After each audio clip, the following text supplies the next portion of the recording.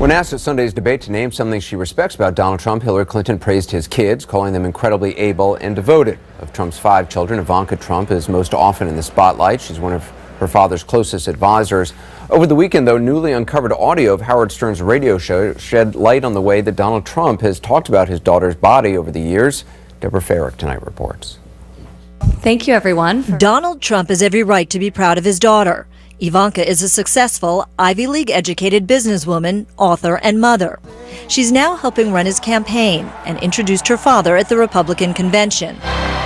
Yet at times, his fatherly praise is downright cringeworthy, like on The View in 2006. I said that if Ivanka weren't my daughter, perhaps I'd be dating her. You know? Stop it! Oh, it's so weird. Stop. You know what? You are sick. Far from protecting his daughter from being talked about as a sex object, he has encouraged it multiple times. On Howard Stern's radio show in 2004 and then again in 2006. By the way, your daughter, She's beautiful. can I say this? A piece of ass. Yeah. She looks more voluptuous than ever. She's actually always been very voluptuous. She's tall. She's almost 6 feet tall. In May, Ivanka described herself as a feminist while defending her father on CBS after a scathing New York Times article about his alleged negative treatment of women. Is there unending commentary on the female form? No. I've known my father, obviously, my whole life, and he has total respect for women. Please welcome the lovely Ivanka Trump. Still, even Ivanka seemed confused when talk show host Wendy Williams asked about things the two have in common. What's the favorite thing you have in common with your father? Either real estate or golf. Donald, with your daughter? Well, I was going to say sex, but I can't relate that. Donald Trump has always been proud of his daughter. I'd call collect to his office. I was probably, 10 years old. He would pick up the phone every single time, and he'd put me on speakerphone. It wouldn't be a long conversation. He'd introduce me to whoever was in his office. And he was front row when Ivanka took to the catwalk during her short-lived career as a fashion model. Still, Donald Trump repeatedly points out how hot his daughter is, saying last year in a Rolling Stone article, "Yeah, she's really something, and what a beauty, that one. If I weren't happily married and, her father." My daughter, Ivanka. Yeah. She's 6 feet tall. She's got the best body. Yeah, she's hot.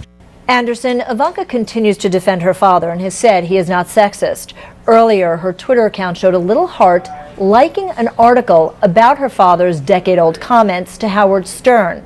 The Trump campaign referred us to Ivanka's brand managers, and a source there says it wasn't Ivanka herself who liked the article. It was a simple mistake made by a staff member. CNN has reached out to the Trump campaign for a response about the comments themselves. Anderson? All right, Deborah Farrick, thanks very much. Till last Friday, presidential nominee never been caught on tape bragging about groping women and blindsiding them with kisses and getting away with it because he's a star, not to mention using the word voluptuous and daughter in the same sentence. It's the kind of talk that would seem to be as far from family values doctrine as you can get, and yet many evangelicals are still standing by Donald Trump.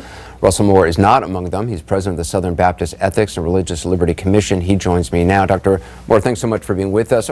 I wonder, just when you heard Donald Trump say what he said on that bus 11 years ago, what went through your mind, and did it surprise you at all? I didn't think that I could possibly be surprised by anything happening in this campaign, and I was genuinely stunned to hear this. And what I found in the days since, I'm hearing from a lot of evangelical women who were already deeply disturbed by the tenor of this campaign and the sort of thing that we've seen go on, who are almost traumatized by not just what's happening at the national level, but the way that some people are simply waving it off. I mean, we see that today with people saying it's locker room talk, or it's just being macho, or it's being an alpha male. That is completely contrary to everything that we believe as Christians about the dignity of women and the way that we ought to respect and treat women, and it ought to be contrary to everything we believe as Americans. It is interesting because, there are evangelical leaders, Tony Perkins, Ralph Reed among them, who are still supporting Donald Trump. How do you explain that? Because the remarks on that tape do stand in direct contrast to evangelical values. I've been listening to some of these evangelical leaders since I was 10 years old say character matters, that the moral tenor of leadership matters, that the coarsening of a culture is bad for all of society, that the bully pulpit ought to stand up for values. We've been told we ought to vote our values. I'm not the one who's moved. And what I'm hearing from many evangelicals right now, there are a lot of evangelicals who feel homeless. They can't go in the direction, obviously, of Hillary Clinton, and they also can't go in this direction. And so I hear from many of them who are simply throwing up their hands right now and saying, what is going on? They don't trust her with the Supreme Court or executive orders, and they don't trust him with the nuclear codes or their wives. That's a really, really disconcerting place to be. Well, let me just play devil's advocate here, because there are some evangelicals who will say, well, look, it's abhorrent what he said. I'm not supporting what he said, but this is a binary choice. And, you know, if you're concerned about the issue of abortion, if you're concerned about the future of the Supreme Court, religious liberty, you know, that's why they are continuing to support Donald Trump and say, look, maybe they're holding their nose or saying, you know, the character is one thing, but these things are more important. What do you say to them? I understand people who are wrestling with their consciences and making really, really difficult decisions right now. The problem that I have is with those national leaders who are willing just to wave this off, to defend it. This is just locker room talk, or this is just being macho. When you have someone boasting and bragging about sexual assaults, in the same way that I have a problem with those people who would say, well, let's just don't worry about Hillary Clinton's views on abortion. These are serious matters, not only as it relates to this kind of toxic culture about women and sexuality that we've seen, but also the race baiting and the immigrant bashing that we've seen take place. Our African American and Hispanic American and Asian American evangelical brothers and sisters in Christ are often saying, where in the world are our white evangelical brothers and sisters right now?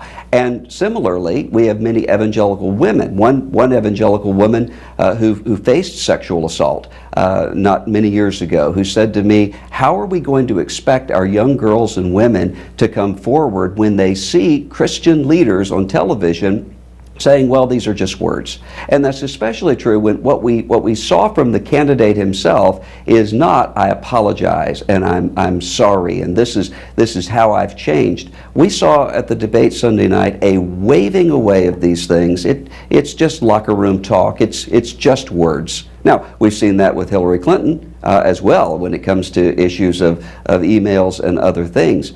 But surely we ought to have some place for character and for moral norms in American life right now. That's a really, really sad place we've come to. Russ Moore, I always enjoy having you on the show. I appreciate you being here. Thank you very much. Thanks, Anderson. Just ahead, Al Gore was back on the